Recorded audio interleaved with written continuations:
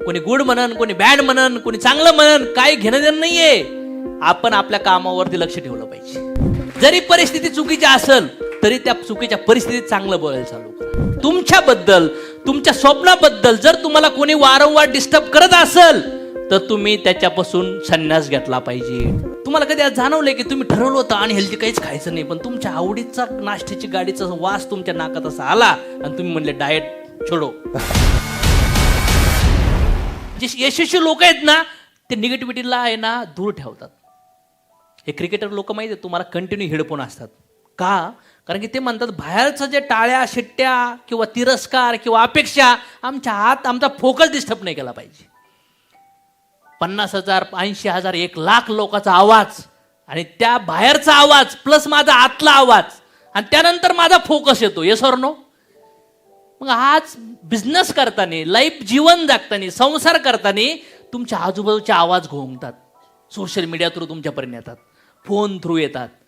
तुमच्या हातात आहे की कुठल्या आवाजाला आत येऊन द्यायचे आणि कुठल्या आवाजाला आत येऊन नाही द्यायचं.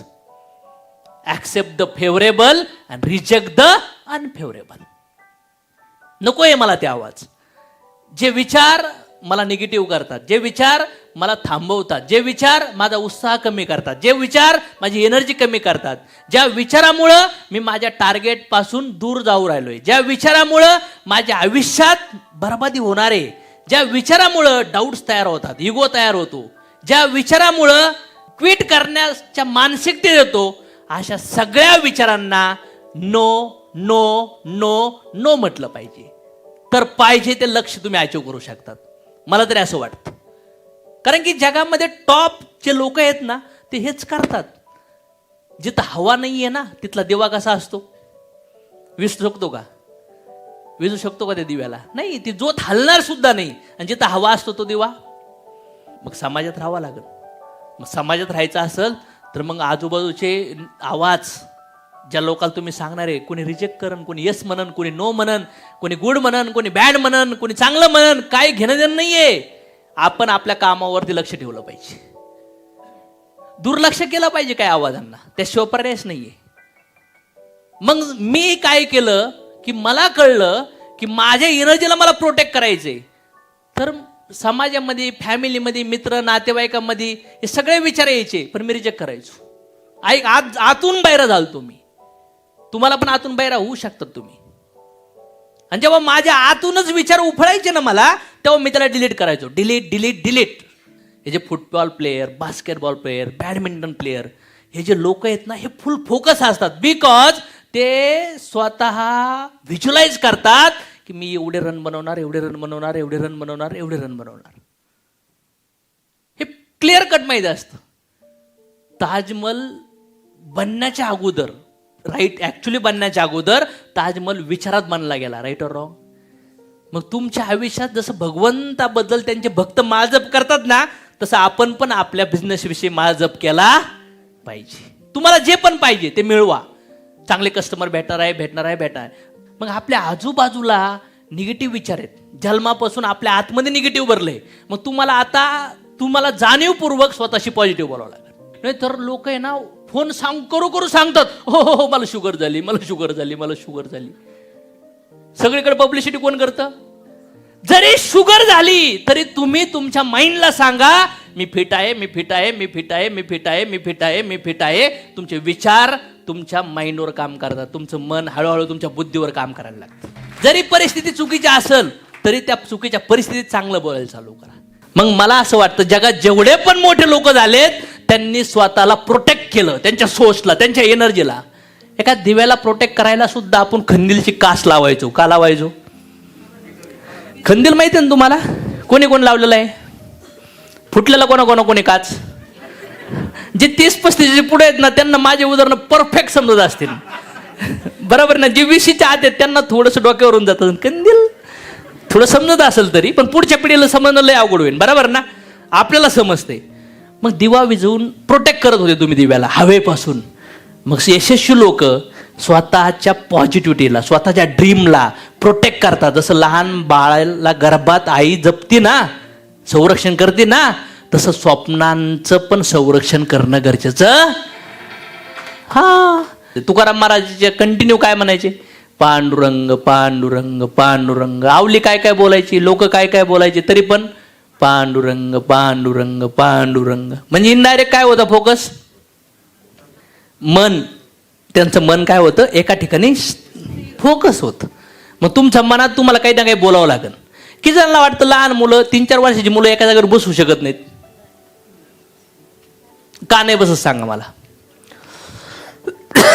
का नाही बसत? त्यांना विचार करता येत नाही आणि त्यांची एनर्जी काय करते, त्याला प्रॅक्टिकली करायला लावते.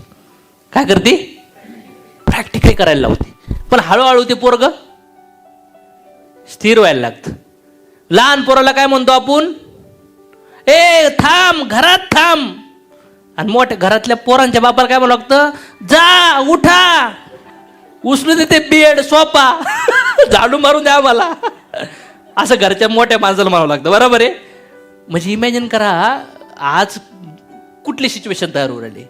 मग त्यांची ती एनर्जी आहे ना, ती जी एनर्जी आहे ना ती यूज होऊ राहिली. मग आपली एनर्जी विचार करण्यामध्ये लय जाऊ राहिली. म्हणून मला वाटतं की यश मिळवायचं असेल तर आज जो कॉन्फिडंट जागा झालाय ना, याला लहान बाळासारखं, जे गर्भातले बाळ असतं ना आई, तसं जपते ना तसं जागा. एक शेतकरी त्या शेतीला कसं जपतो तसं जपा. शेतकरी त्याच्या शेतीत कुणाला पण येऊन देईल का?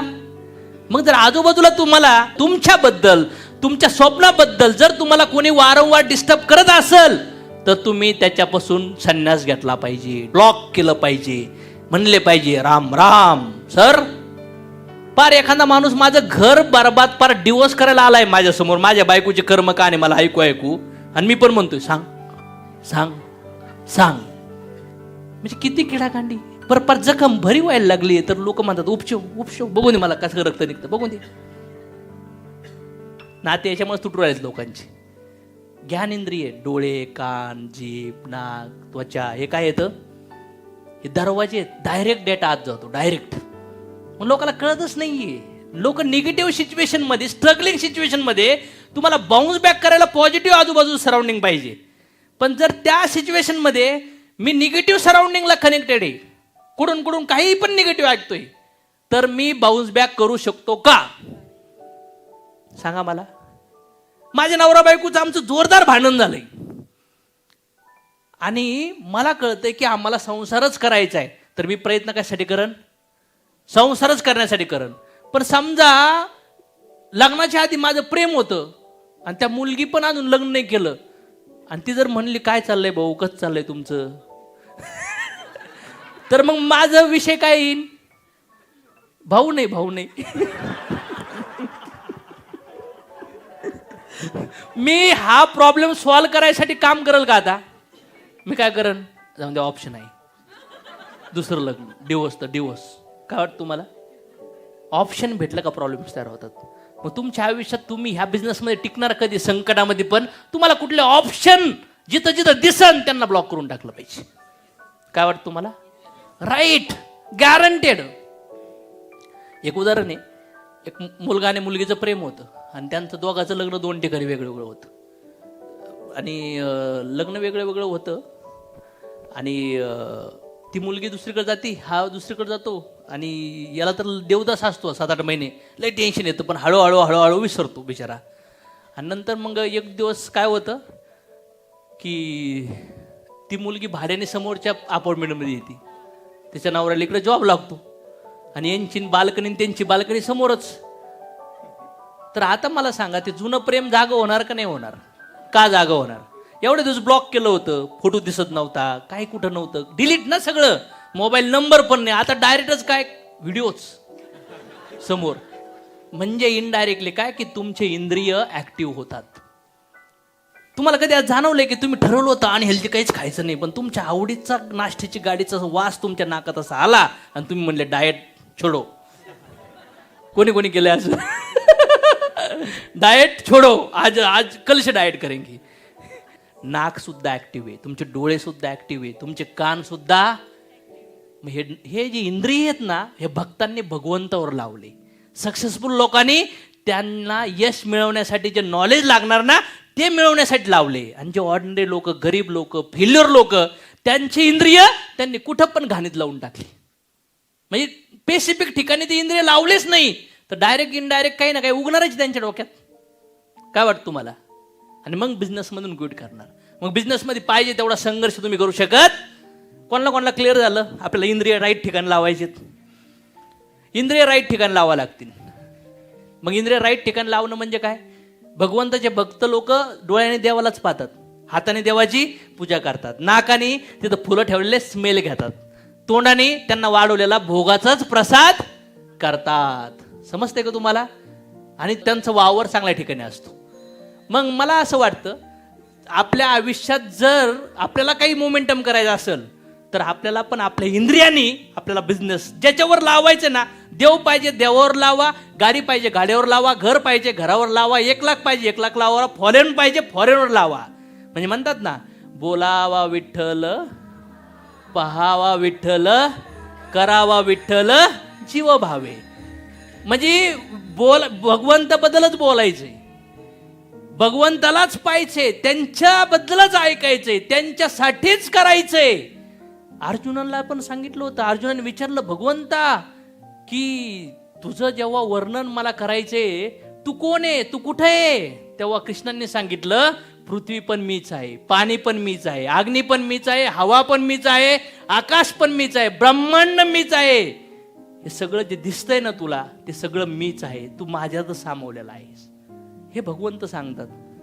मग आज जर तुम्हाला ह्या स्तरावर जायचं असेल, एक मोठ्या लेवलला मुवमेंट करायची असेल, तर आज आजूबाजूला तुमचे मित्र, नातेवाईक, परिवार, परिस्थिती कशी का असाना, पण तुम्ही इंडिव्हिज्युअल आहेत, तुम्ही सेपरेट आहेत. तुम्ही तुमच्या इच्छा पूर्ण करण्यासाठी पंगा घेऊन इथं आलात ना, तर मग जर आज एक दिवा पेटलाय ना, त्याला विझून देऊ नका.